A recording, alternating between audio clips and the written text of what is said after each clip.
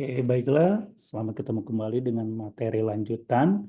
Kita akan bicara tentang abstrak di mana awalnya abstrak ini setelah judul orang akan melihat atau membaca abstrak ini. Jadi harus bisa berdiri sendiri, abstrak itu ringkasan penelitian dan kesimpulannya akurat. Nyatakan arti dan pentingnya riset yang telah dilakukan, abstrak berisi hasil atau penemuan penting, terstruktur dan tidak terstruktur. Pastikan mengikuti guide for author untuk persyaratan khusus setiap jurnal. Jadi misalnya berapa kata dan jumlah kata maupun juga keywordnya juga nanti harus diperhatikan.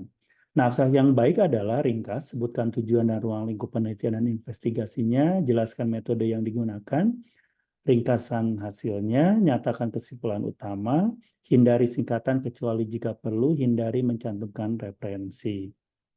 Ini sebagai contoh di mana di sini contohnya ada investigasinya apa yang diteliti, kemudian metode yang digunakan, ringkasan hasilnya, jadi hasil akhir dari penelitian seperti apa, dan nyatakan kesimpulan utamanya.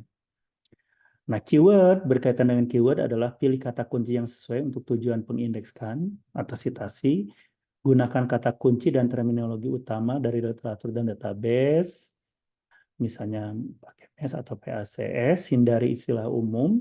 Beberapa jurnal tidak mengizinkan kata kunci yang terdapat pada judul. Nah, untuk keywordnya, ini contohnya molekul, optik, laser, energi. Misalnya direct observation of non. Nah, ini tidak boleh sama dengan yang ada di to general. Kalau ini tidak spesifik ya, atau lebih spesifik single molecule interaction, care effect, carbon, nah sebagainya. Nah, main text introduction di mana berisi penelitian sebelumnya yang relevan dan tujuan dari kajian saat ini, ada metode menjelaskan metode preparasi dan teknik karakterisasi, ada juga riset dan discussion membahas hasil utama, ada juga reference daftar referensi terkait sebaiknya proporsional dengan panjang manuskrip. Nah, untuk tips for good writing, artinya setiap paragraf mensummarikan paragraf itu sendiri, ada satu ide di dalam satu paragraf, dan menulis short sentence, misalnya 10 kata itu lebih mudah dijawab daripada 20 atau 30, itu very difficult.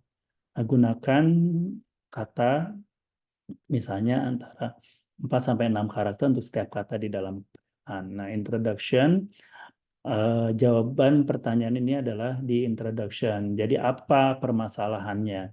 Ada latar belakang, perspektif, tinjauan literatur singkat, alasan yang menuntun ke penelitian saat ini, pernyataan tujuan dari penelitian, gunakan present tense untuk pengetahuan yang sudah mapan, kutip artikel terbaru dari jurnal target artikel yang ditulis.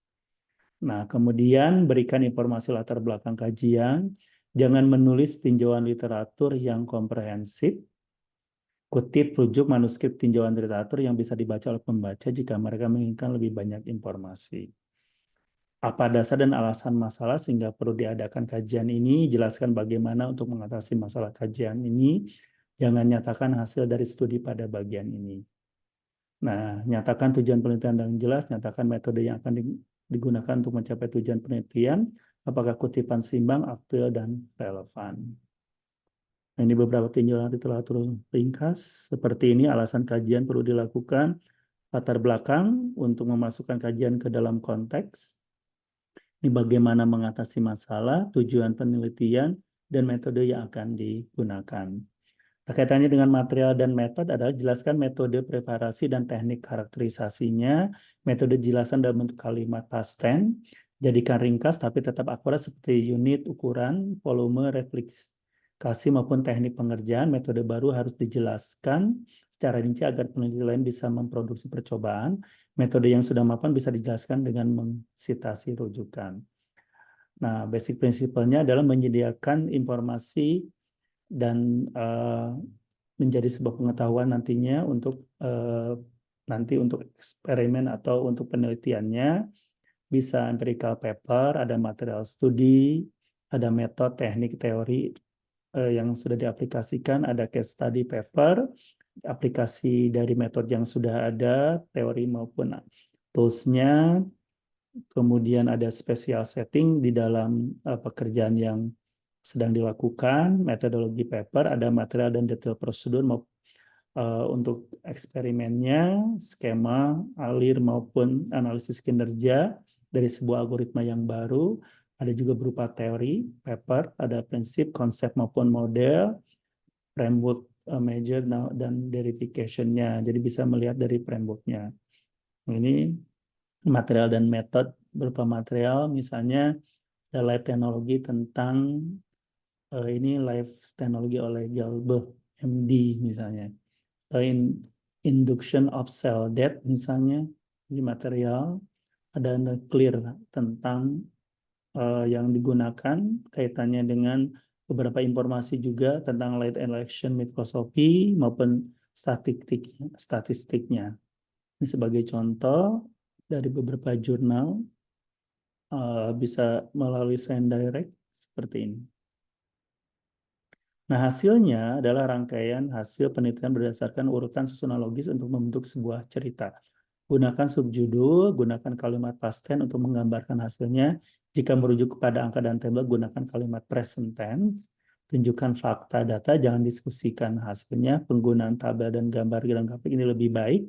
Jangan duplikat data yang sama dalam gambar, tabel, maupun teks. Dari riset ini apa yang telah didapat? Misalnya, risetnya adalah Ocodec induces death of dentate gyrus neuron selectively. Ada juga grafiknya yang digunakan maupun komparasi dari angka dan sebagainya sehingga menyimpulkan hasilnya seperti apa.